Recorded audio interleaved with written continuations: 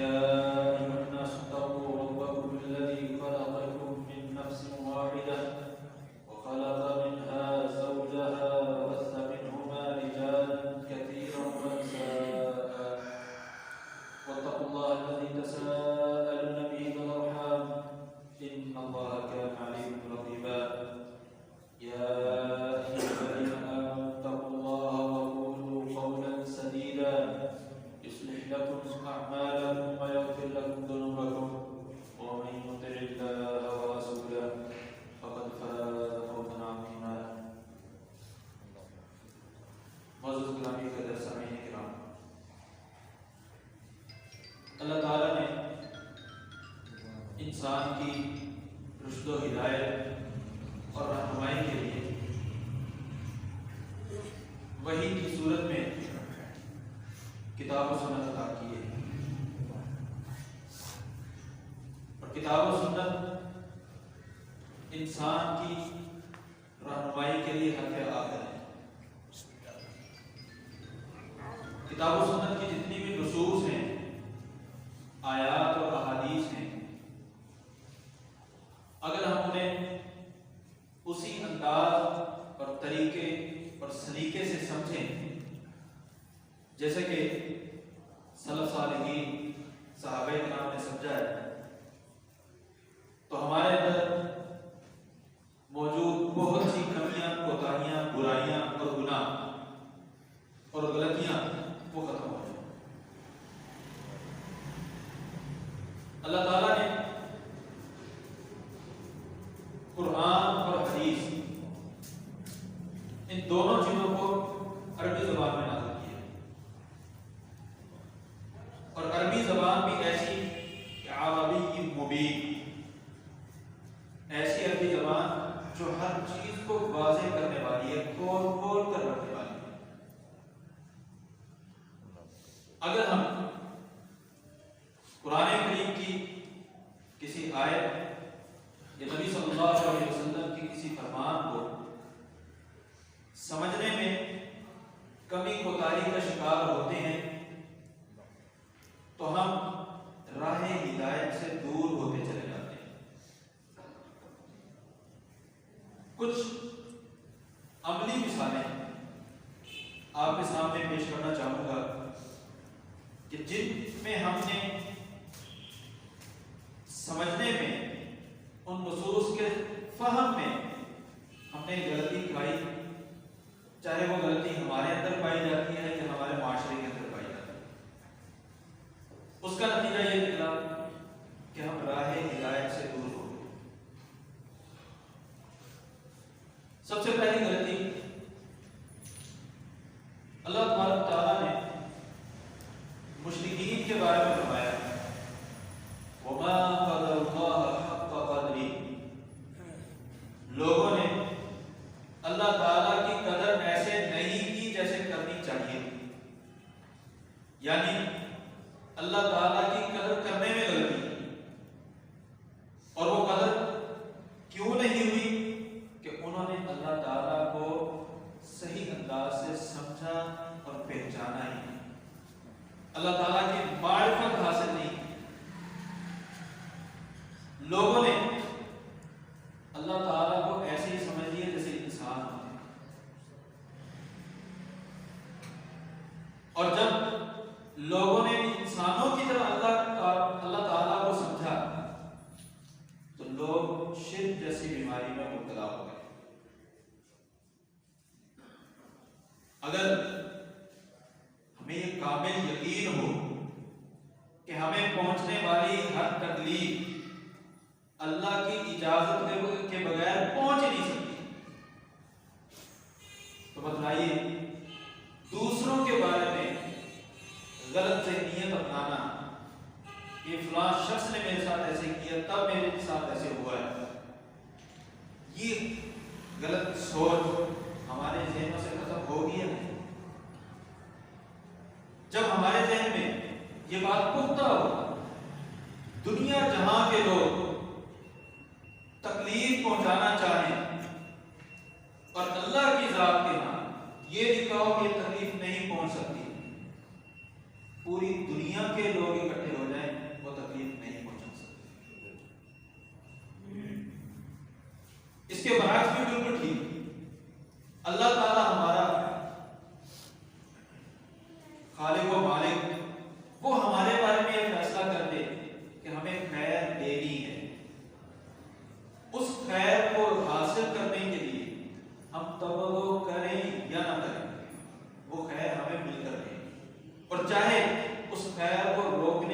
ساری دنیا کے لوگ اکٹھے ہوئے. یہ ایک پہلو ہے. دوسرا پہلو کیا ہے کہ اگر ہم نے زندگی گزارنی ہے تو ہم نے کسی کو تکلیف نہیں پہنچانی. ہم نے کسی کو ملنے والی خوشی، کسی کو ملنے والی خیر، اس میں رکاوٹ نہیں بننا. یہ دوسرا پہلو. جب ہم ان دونوں پہلوؤں پر عملی طور پر عمل پیرا ہوں گے، یہ دونوں چیزیں ہماری زندگی میں عملاً موجود ہوں گی، ہماری زندگی خوشی، خوشحالی، مسرت اور خوشیوں سے بھرپور ہوگی. میں یہ کوشش نہ کروں کسی کا نقصان ہو، میں یہ کوشش نہ کروں کہ کسی کو تکلیف پہنچے، میں اس کوشش میں ملوث نہ پایا جاؤں کہ کسی کو ملنے والی خیر میں رکاوٹ لگ جاؤں. اور دوسری طرف اگر لوگوں کی طرف سے کوئی تکلیف اور تنگی پہنچتی ہے تو انسان اپنا مراجعہ کرے، اپنے آپ پر دیکھے کہ مجھ سے کیا غلطی ہوئی ہے جس کی وجہ سے یہ تکلیف آئی، جس کی وجہ سے اللہ تعالیٰ نے اس تکلیف میں مجھے مبتلا کیا.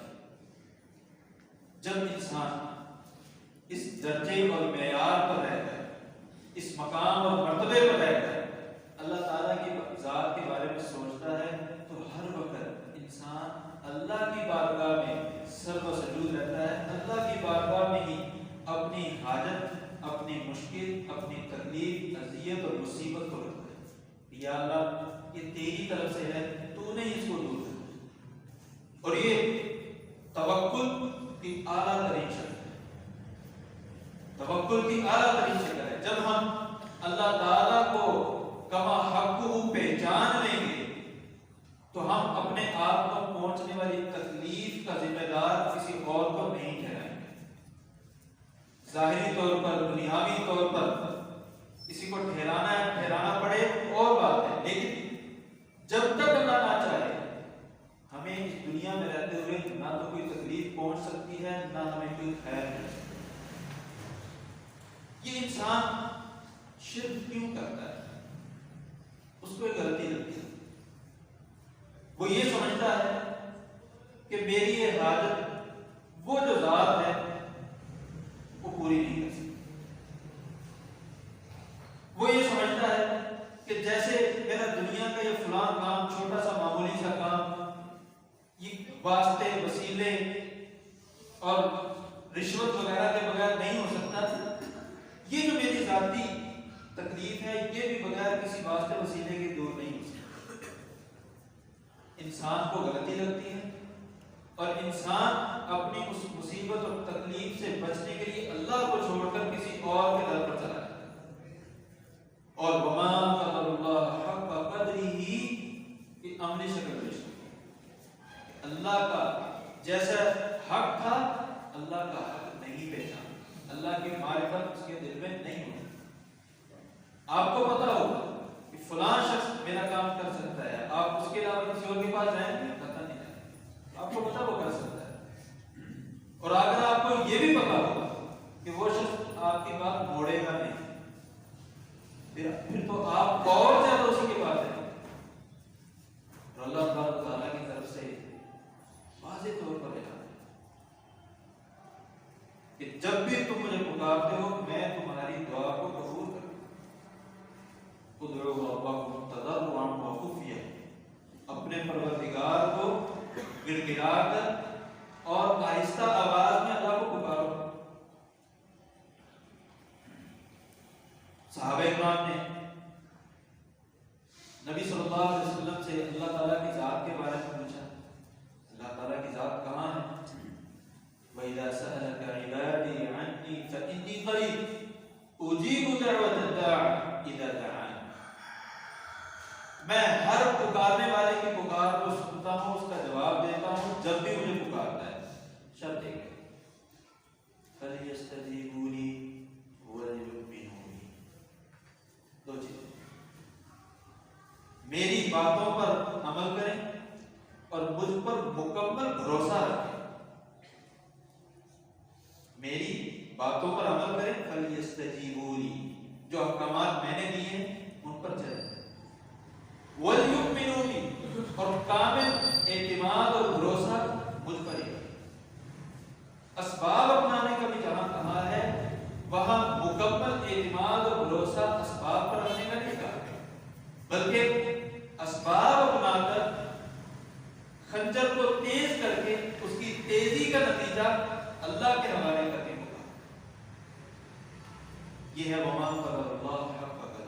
مشرک جس وقت شرک کرتا ہے وہ در حقیقت اس غلطی کا شکار ہوتا ہے کہ میری یہ حاجت، میری یہ ضرورت اللہ کی ذات پوری نہیں کر سکتی۔ اس غلط فہمی کی بنا پر انسان شرک میں مبتلا ہوتا ہے، حالانکہ واللہ علی کل شیء قدیر، اللہ تعالیٰ کی ذات کو ہر کام چاہے وہ چھوٹا ہے چاہے وہ بڑا ہے، اللہ تعالیٰ کے لیے نہ کوئی کام چھوٹا ہے نہ کوئی بڑا ہے، سب برابر ہے۔ اس نے ایک ہی کلمہ کہنا ہے کن فیکون۔ ذات باری تعالیٰ کے کلمہ کن کہنے سے ہی وہ تمام کے تمام کام ہوتا ہے۔ انسان یہ وسیلے کب ڈھونڈتا ہے؟ صحابہ کرام کا طریقہ کار کیا تھا؟ نبی صلی اللہ علیہ وسلم کے پاس آتے تو دعا کرواتے، اے اللہ کے رسول ہمارے لیے دعا کر دیجیے۔ کس چیز کی؟ دنیاوی معاملات میں دعائیں بہت کم ملتی ہیں، اکثر و بیشتر صحابہ کرام نے جو دعائیں کروائی ہیں وہ آخرت کے لیے کروائی۔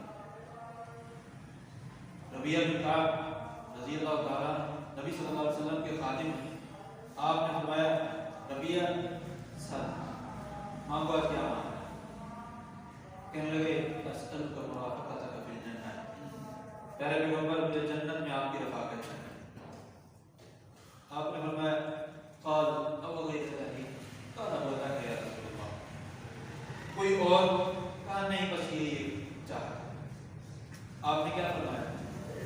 فَأَعِنِّي عَلَى نَفْسِكَ بِكَثْرَةِ السُّجُودِ، تو تم کثرت سے نفل ادا کرو، کثرت سے نفل ادا کرو۔ یہاں پر آپ نے یہ نہیں کہا ٹھیک ہے جواب میں مل گیا، نہیں، آپ نے یہ فرمایا فَأَعِنِّي عَلَى نَفْسِكَ بِكَثْرَةِ السُّجُودِ۔ ادھر عکاشہ بن محصن رضی اللہ تعالیٰ حدیث سنی کہ 70,000 لوگ بغیر حساب و کتاب کے جنت میں جائیں گے۔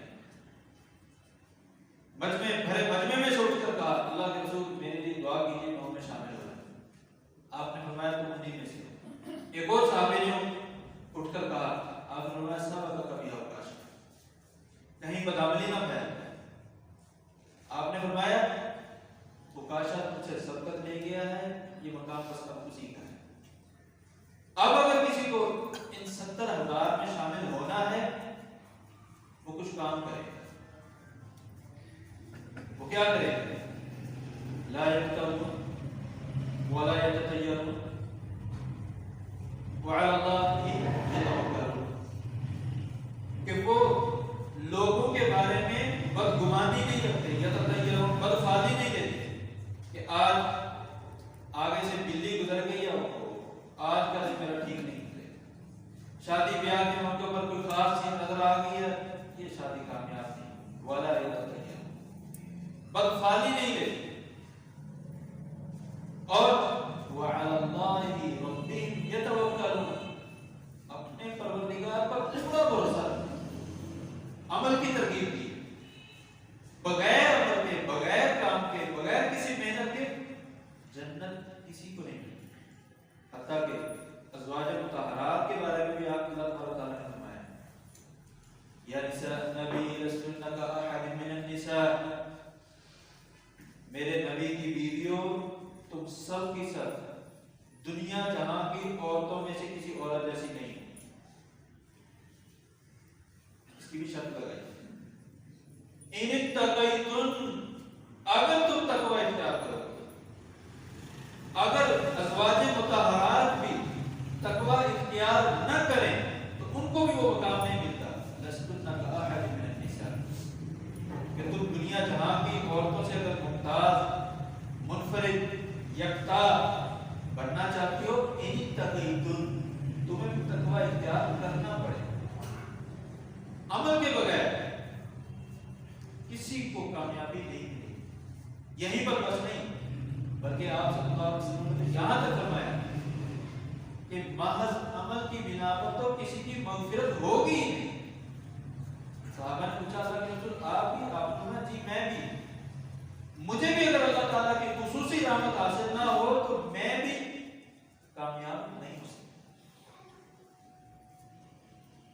تیسری غلطی جو انسان کرتا ہے، انسان بدعت میں کب ملوث ہوتا ہے، کہاں اس کو غلطی لگتی ہے؟ جب انسان یہ سمجھے کہ اللہ کے رسول صلی اللہ علیہ وسلم نے کامل شریعت ہم تک نہیں پہنچائی۔ جب انسان کے ذہن میں یہ چیز بیٹھتی ہے، چاہے الفاظ اس کی زبان پر یہ نہ بھی آئے، لیکن بدعت کا محرک یہی بات ہے۔ انسان یہ سمجھ لیتا ہے کہ یہ جو کام ہے دین کا یہ اچھا ہے اور دین میں موجود نہیں ہے، مجھے یہ کرنا چاہیے۔ حالانکہ اللہ تبارک و تعالیٰ نے قرآن کریم میں واضح فرمایا الرسول بلغ ما انزل الیک فإن لم تفعل فما بلغت رسالته۔ اے پیارے پیغمبر صلی اللہ علیہ وسلم، آپ لوگوں تک اس دین کو، اس شریعت کو، اس وحی کو پہنچا دیں جو آپ تک نازل کی گئی ہے۔ اگر آپ نے ایسا نہ کیا تو آپ نے پیغام رسالت لوگوں تک نہیں پہنچایا۔ پھر آپ صلی اللہ علیہ وسلم نے اپنی زندگی کے سب سے بڑے اور آخری مجمع میں، اپنی زندگی کے سب سے بڑے اور آخری مجمع میں صحابہ کرام سے پوچھا اللہم هل بلغت، صحابہ سے پوچھا ہے کیا میں نے تم تک پیغام الہی، اللہ کی وحی اور کتاب و سنت تم تک پہنچا دیا ہے؟ صحابہ تمام کے تمام صحابہ نے بیک زبان کہا اللہ کے رسول آپ نے پہنچا دیا ہے۔ پھر آپ نے دوسری بار پوچھا، تیسری بار پوچھا، پھر فرمایا فَلْيُبَلِّغِ الشَّاهِدُ الْغَائِبُ، جو لوگ یہاں پر موجود ہیں وہ ان لوگوں تک پہنچا دے جو یہاں نہیں۔ تو کیا ان تمام باتوں کے بعد بھی ایسا تصور ممکن ہے کہ کوئی کام شریعت کا حصہ ہو اور وہ رسول صلی اللہ علیہ وسلم نے ہم تک نہ پہنچایا؟ جب انسان کے ذہن میں یہ بات بیٹھتی ہے کہ دین کے اندر یہ کمی ہے، یہ نقص ہے، تب انسان بدعت کی طرف جاتا ہے۔ حالانکہ اللہ تعالیٰ کا واضح فرمان ہے اليوم اکملت لکم دینکم واتممت علیکم نعمتی ورضیت لکم الاسلام دینا۔ انسان ایک چوتھی غلطی بھی کرتا ہے احادیث کو سمجھنے کے لیے۔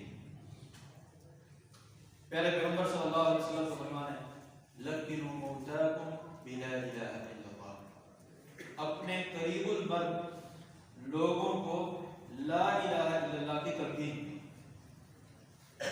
یہ تلقین اللہ تبارک و تعالیٰ کے پیارے پیغمبر صلی اللہ علیہ وسلم نے زندگی میں کرنے کا کہا ہے، لیکن غلط فہمی کی وجہ سے یہ لا الہ الا اللہ اور کلمہ شہادت کی آوازیں کب آتی ہیں؟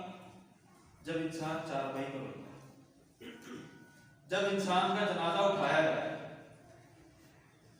حالانکہ یہ الفاظ، یہ ہدایات اور یہ تعلیمات اس وقت کی جب انسان قریب المرگ، کہ جب انسان آپ کو پتہ ہے کہ آخری لمحات میں آہستہ آواز میں پیار سے، نہایت ہمدردی سے، اس دل کی طلب سے کہ بندے کے آخری جو الفاظ ہیں وہ لا الہ الا اللہ بننا ہے، اس طلب سے آپ نے کہنا ہے۔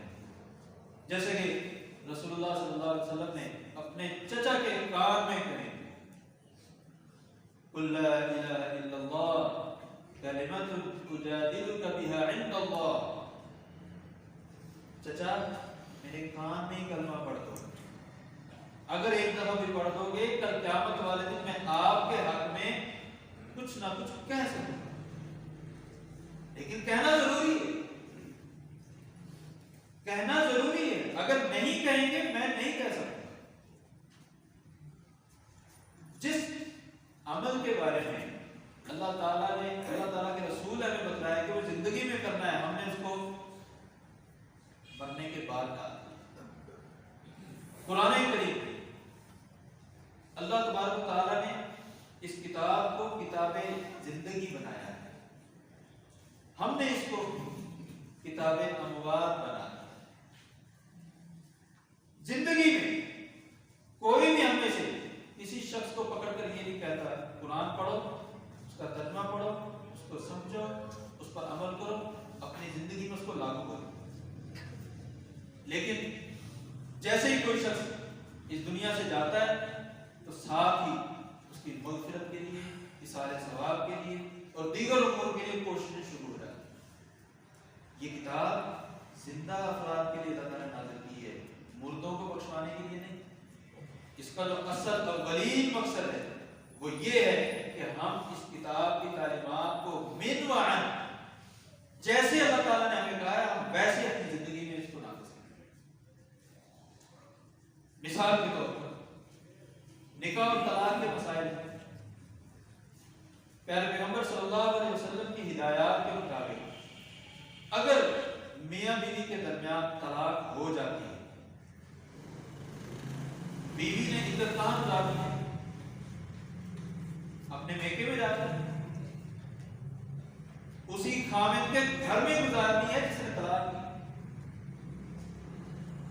میرا آپ سے سوال ہے، میں اپنے آپ سے پوچھتا ہوں کہ کیا اللہ نہ کرے ہمارے گھر میں کسی انداز سے یہ کام ہو جائے،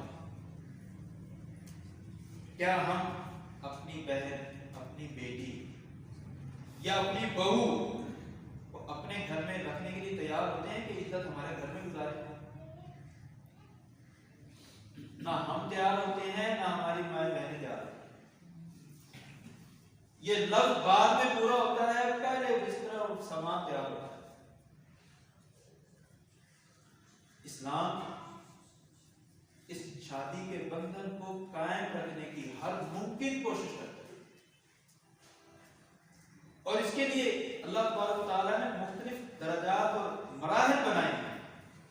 پہلے مرحلے پر یہ کرنا ہے، دوسرے پر یہ، تیسرے طلاق کا جو درجہ ہے 5ویں نمبر پر آتا ہے۔ ہمارے ہاں غلط فہمی، جو شرعی احکامات ہیں ان کی غلط فہمی، پہلا کام ہی طلاق کا، اور نتیجہ کیا نکلتا ہے؟ پھر غصے میں آ کر میں نے طلاق دے دیا، میں کیا کروں؟ یہ تو اللہ کی نعمت ہے، اللہ کی ہم پر رحمت ہے کہ ہم اہل حدیث ہیں، حدیث پر عمل کرنے والے ہیں، ہمیں اس غلط چکر میں نہیں پڑنا پڑتا جو حلالہ کے نام سے جانا جاتا ہے، وگرنہ وہی لوگ مجبور ہو کر ہماری طرف رجوع کرتے ہیں اور کہتے ہیں ہمیں کتاب و سنت کے مطابق راستہ بتلائیں، حل بتلائیں، طریقہ کار۔ کسی عالم دین نے یہ کہا کہ حجاز میں، مکہ اور مدینہ میں زوال کا سایہ نہیں ہوتا۔ کس کا سایہ نہیں ہوتا؟ زوال کا سایہ نہیں ہوتا۔ کیوں نہیں ہوتا؟ مکہ اور مدینہ کی سرزمین خط استوا کے بالکل قریب ہے، اور زوال کے وقت جب سورج عین اوپر ہوگا اور آپ خط استوا پر ہوں گے تو زوال کے وقت آپ کا سایہ نہیں بچے گا۔ زوال کے وقت آپ کا سایہ نہیں بچے گا۔ یہ بات بالکل ٹھیک۔ لوگوں نے اس کو کیا بنا دیا کہ گنبد خضرا کا سایہ ہی نہیں ہوتا۔ کہنے والوں نے بات یہ کی تھی کہ زوال کے وقت جو سایہ ہے وہ نہیں ہوتا۔ سننے والوں نے کیا کہہ دیا، کیا بنا دیا کہ نہ بیت اللہ کا سایہ ہوتا ہے، نہ گنبد خضرا کا سایہ ہوتا ہے۔ بات کیا تھی اور اس کو کیا بنا دیا؟ بیائی نہیں، کھانے کے دسترخوان پر رکھی جانے والی دانتوں میں خلال کے لیے وہ چھوٹی سی لکڑی، وہ باتوں کے کئی زبانوں پر آنے کی وجہ سے وہ کیا بن جاتی ہے؟ ایک ڈنڈا بن جاتی ہے۔ یہی وہ ایک غلطی ہے جس کی وجہ سے ہم شریعت سے دور ہو گئے۔ ہم نے براہ راست کتاب و سنت سے سمجھنا اور لینا چھوڑ دیا۔ آج ہی کی بات، آج فجر کے بعد ایک بھائی نے بتایا، موضوع پر چراغوں پر مسا کرنا جائز ہے، ایک آدمی نے وضو کر لیا اور موزوں پر یا جرابوں پر مسح نہ کیا، ہاتھ گیلے کرے. اب مسجد میں جب جوتے اتارنے ہیں وضو والی جگہ سے لے کر مسجد میں جوتے اتارنے والی جگہ تک، وہ جب وہاں جوتے اتارتا ہے وہاں آ کر وہ پاؤں پر گیلا ہاتھ پھیر دیتا ہے، دونوں ہاتھ. دیکھنے والے نے کیا کہا؟ یہ بھی ایک طریقہ ہے کہ جس نے وہ دیکھ لیا اس نے تو صحیح عمل کیا، جس نے وہ بعد والا مسانہ دیکھا، جس نے وہ بعد والا مسانہ دیکھا جو جوتا اتارتے وقت اس نے کیا ہے، اس نے کیا سمجھا کہ موزوں پر جرابوں پر مسح کرنے کی ضرورت ہی نہیں. یہ میں خیالی بات نہیں کر رہا، یہ ہوا ہے. اور 10-15 دن تک اس بھائی نے جرابوں پر مسح نہیں کیا، بغیر مسح کے نمازیں پڑھا. وجہ کیا بنی؟ وہ دین کا جو عمل ہے وہ کہاں سے لیا؟ ایک آدمی کو دیکھا. اگر یہ عمل کتاب و سنت سے براہ راست دیا جاتا اس میں کمی کوتاہی پیدا نہ ہو. تعبیر کی غلطی سے بھی معاملات بگڑتے ہیں. کہا جاتا ہے کہ ہر اس عورت سے پردہ نہیں ہے جس سے نکاح نہیں. یہ کسی حد تک جملہ ٹھیک ہے، لیکن اس جملے کو جب بنیاد بنایا گیا تو لوگوں نے اپنی سالیوں سے پردہ کروانا چھوڑ دیا. کیوں؟ سالی سے شادی نہیں ہو سکتی اس وقت، حالانکہ سالی سے پورا پردہ ہے. لیکن ہماری ثقافت، ہمارا رہن سہن ایسا ہے، سالی آلے گھر والی. سالی سے پردہ کیوں نہیں ہے کہ نکاح نہیں ہو سکتا، لہذا پردہ نہیں. اسی طرح دیور سے پردہ نہیں کرتی کہ گھر میں آنا جانا ہے، بہت زیادہ مشقت ہے، تنگی ہے. رسول اللہ صلی اللہ علیہ وسلم نے فرمایا ہے الحم الموت. خامن کے تمام رشتہ دار، تمام کے تمام قریبی رشتہ دار، چاہے وہ خامن کے چچا ہو، چاہے خامن کی چچا کی اولاد ہو، چاہے خامن کے بڑے چھوٹے بھائی ہوں یا ان کی اولاد ہو، یہ سارے کے سارے حمل کی اطلاق میں آتے ہیں. عربی زبان میں حمل کا لفظ جو ہے وہ ان تمام رشتہ داروں پر بولا ہے. خامن کے تمام رشتہ دار، قریبی خونی رشتہ دار. آپ نے فرمایا الحمد الموت، صرف دیور ہی نہیں، خامن کے تمام رشتہ دار وہ تمہارے لیے موت کی طرح. قرآنی اور کتاب و سنت کی نصوص کو جب براہ راست نہیں سمجھا جاتا، زبان در زبان چلنے والے جملوں اور مثالوں سے جب دین دیا جاتا ہے تو پھر اس میں خرابیاں اور برائیاں پیدا ہوتی ہیں. جب ہم شرعی احکامات کو براہ راست کتاب و سنت سے لینا شروع کریں گے، ہمارے اندر کمیاں کوتاہیاں ختم ہونا شروع ہو جائیں گی. اور اگر کتاب و سنت کے فہم میں، کتاب و سنت کے کو سمجھنے میں اگر کہیں ہم سے کمی کوتاہی ہو بھی جاتی ہے، اللہ تبارک و تعالیٰ اس کو معاف کرے. بنو قریظہ کے معاملے میں نبی صلی اللہ علیہ وسلم نے فرمایا کہ صحابہ تم نے عصر کی نماز بنو قریظہ میں پڑھنی ہے. صحابہ اکرام مدینہ سے نکلے، راستے میں جا کر نماز عصر کا ٹائم ہو گیا. بعض صحابہ نے کہا جی نماز عصر نہیں پڑھنی ہے، بعض نے کہا نہیں، آپ نے فرمایا بنو قریظہ میں پڑھنی. تو کچھ نے راستے میں پڑھی اور کچھ نے بنو قریظہ جا کر مغرب کے بعد پڑھی. وقت نکل گیا. آپ صلی اللہ علیہ وسلم نے دونوں صحابہ کرام کو کچھ نہیں کہا. کیوں؟ دونوں میں سے ہر ایک کی کوشش یہ تھی کہ نبی صلی اللہ علیہ وسلم کی تعلیمات پر عمل کیا جائے. جنہوں نے راستے میں پڑھی انہوں نے کہا پیارے پیغمبر صلی اللہ علیہ وسلم کا مقصد یہ تھا کہ ہم مدینہ میں نہ رکیں، ہم نکل آئے ہیں، ہم بنو قریظہ کی طرف جا رہے ہیں، لہذا نماز کا ٹائم ہو گیا، ہم پڑھ کر پھر چلے جاتے ہیں. اور جنہوں نے بنو قریظہ میں جا کر پڑھی ان کا یہ کہنا تھا کہ آپ نے فرمایا بنو قریظہ میں پڑھی ہے، وہیں پڑھی. آپ صلی اللہ علیہ وسلم نے دونوں کو کچھ نہیں کہا. مقصد کیا تھا دونوں کا؟ اللہ کے رسول صلی اللہ علیہ وسلم کے فرمان کی اطاعت. جب مقصد نیک ہو اور آپ کی نیت بھی اچھی ہو، طریقہ کار بھی مکمل، کوشش ہو آپ کی کہ اہم سنت کے مطابق کرنا ہے عمل، بیچاری رہ جاتی ہے اللہ تبارک و تعالیٰ اس کا اجر آپ کو ضرور دے گا۔ صحیح بخاری کی روایت ہے کہ جو مجتہد شخص ہے، کوشش کرنے والا ہے اللہ کے رسول کے پیچھے چلنے کی، آپ کی اتباع اور اطاعت کرنے کی، اگر وہ اپنی کوشش سے صحیح کام کر لیتا ہے اللہ تعالیٰ اس کو دوہرا کر دے گا، اور اگر کوشش کرنے کے باوجود صحیح کام نہیں کر پاتا اللہ تبارک و تعالیٰ اس کو کوشش کا اجر و ثواب ضرور دے گا۔ اس لیے اپنی زندگی کے اندر ہم یہ کوشش کریں، بھرپور کوشش کریں، کتاب و سنت پر چلیں، اور کتاب و سنت پر چلنے کی خود بھی اپنے آپ کو تلقین کرے، اور اپنے ماتحت افراد، چاہے وہ گھر میں ہے، چاہے وہ دکان میں ہے، چاہے وہ فیکٹری میں ہے، چاہے کہیں بھی ہیں، آپ کے ماتحت ہیں، ان کو بھی تلقین کریں۔ واقع تبارے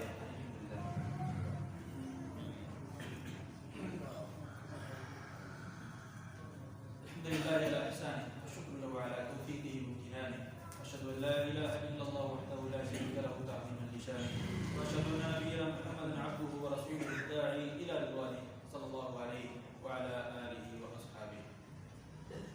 گرامی قدر، اللہ تعالیٰ نے ہمیں اس دنیا میں اپنی بندگی کے لیے پیدا کیا، وما خلقت الجن والانس الا ليعبدون۔ آپ کا اٹھنا بیٹھنا، چلنا پھرنا، آنا جانا، ہر کام اس معیار کا ہو، کل قیامت والے دن کہہ سکیں یا اللہ وہ جو قدم بھی میں نے اٹھایا تھا وہ تیری رضا کے لیے اٹھایا، وہ جو کسی سے سختی میں بات کی تھی اس کا مقصد بھی تیری رضا تھی، وہ جو کسی سے پیار سے بات کی تھی اس کا مقصد بھی تیری رضا تھی، وہ جو ہم ایک مجلس میں بیٹھ کر باتیں کر رہے تھے وہ مجلس بھی تیری رضا کے لیے لگائی تھی۔ اپنے کاموں کو، اپنے شب و روز کو، اپنے معاملات کو اس معیار پر، جب اس معیار پر رکھتے ہوئے یقین مانیے آپ کو کوئی پریشانی نہیں لگے گی، کوئی پریشانی بھی نہیں لگے گی، چاہے لوگ اس کے بارے میں کچھ بھی۔ عباد اللہ، ان اللہ امرکم بامر عظیم فقال فی محکم تنزیل ان اللہ وملائکتہ یصلون علی النبی یا ایھا الذین آمنوا صلوا علیہ وسلموا تسلیما اللهم صل علی محمد وعلى آل محمد كما صليت على ابراهيم وعلى ال ابراهيم انك حميد مجيد، وارض اللهم عن الخلفاء الراشدين ابي بكر وعمر وعثمان وعلي وعن سائر الصحابه اجمعين وعنا معهم بمنك وكرمك يا اكرم الاكرمين۔ اللهم اعز الاسلام والمسلمين، اللهم اعز الاسلام والمسلمين، اللهم دمر اعداءك اعداء الدين، اللهم عليك بهم فانهم لا يعجزونك، اللهم عليك بهم فانهم لا يعجزونك، اللهم عليك بهم فانهم لا يعجزونك۔ یا اللہ ہمارے ملک پاکستان کی حفاظت فرما، یا اللہ تمام اسلامی ممالک کی حفاظت فرما، یا اللہ ہماری زمینی اور نظریاتی سرحدوں کی حفاظت فرما، یا اللہ ہمارے حکمرانوں کو اسلام اور مسلمانوں کے اس بارے میں بہترین فیصلے کرنے کی توفیق عطا، یا اللہ اگر ان کے حق میں صحیح فیصلے نہیں ہیں تو یا اللہ ہمیں بہترین حکمران عطا فرما، یا اللہ ہمیں بہترین حکمران عطا فرما۔ اللهم لا تسلط علينا من لا يرحمنا ولا يخافك فينا، یا اللہ ہم پر ایسے حکمرانوں کو مسلط نہ فرما جو تجھ سے نہ ڈرے، یا اللہ ہم سب کے سب لوگوں کی مغفرت فرما، یا اللہ ہم سب کی مغفرت فرما، یا اللہ ہم سب کی پریشانیوں کو ختم فرما، یا اللہ ہم سب کے کاروبار میں، مال و جان میں، اہل و عیال میں برکت عطا فرما، یا اللہ ہم سب کو ہر قسم کے فتنوں سے محفوظ فرما، یا اللہ ہماری نوجوان نسل کی حفاظت فرما، یا اللہ ہماری نوجوان کو ملک و قوم کے لیے، اسلام اور مسلمانوں کے لیے مثبت مسلمان اور معاشرے کا اچھا فرما، یا اللہ اپنے ملک و قوم اور اسلام اور مسلمانوں کے لیے کام کرنے والا بنا، یا اللہ سب کی ٹوٹی پھوٹی باتیں اپنی بارگاہ میں قبول فرما، یا اللہ ہماری ہر قسم کی باتیں قبول فرما، یا اللہ ہمیں تیری توحید پر نہ مٹنے والا بنا، بدعت سے دور رہنے والا بنا، یا اللہ ہر قسم کے فتنوں سے ہم سب کو محفوظ فرما، یا اللہ ہر قسم کی بیماریوں سے محفوظ فرما، یا اللہ وبائی بیماریوں سے محفوظ فرما، یا اللہ جو بیمار ہیں سب کچھ کا کام لا دے، یا اللہ جو فوت ہو چکے ہیں ان کی قبروں پر جنت کا گہوارہ بنا، یا اللہ جتنے بیمار ہیں یا اللہ سب کو شفا کاملہ عطا فرما، یا اللہ جتنے مقروض ہیں یا اللہ ان کے قرضوں کو اپنی رحمت سے چکا دے، یا اللہ جتنے بھی لوگ پریشان ہیں یا اللہ ان کی پریشانیوں کو رحمت میں بدل دے، یا اللہ ان کی پریشانیوں سے رحمت برآمد فرما، یا اللہ ان کی پریشانیوں سے رحمت برآمد فرما، یا اللہ جتنے والدین اپنی اولاد کے لیے پریشان ہیں یا اللہ اپنی رحمت سے ان کی پریشانیوں کا خاتمہ فرما، یا اللہ اپنی رحمت سے ان کی پریشانیوں کا خاتمہ فرما، یا اللہ جن بھائیوں نے دعا کا کہا ہے یا اللہ ہم سب کی نیک تمنا اپنی رحمت سے پوری کرو. یا اللہ جنہوں نے نہیں کہا اور وہ سوچ رہے ہیں کہنے کا، یا اللہ ان کی نیک سوچوں کو بھی اپنی بارگاہ میں پورا کرو. یا اللہ اپنی رحمت سے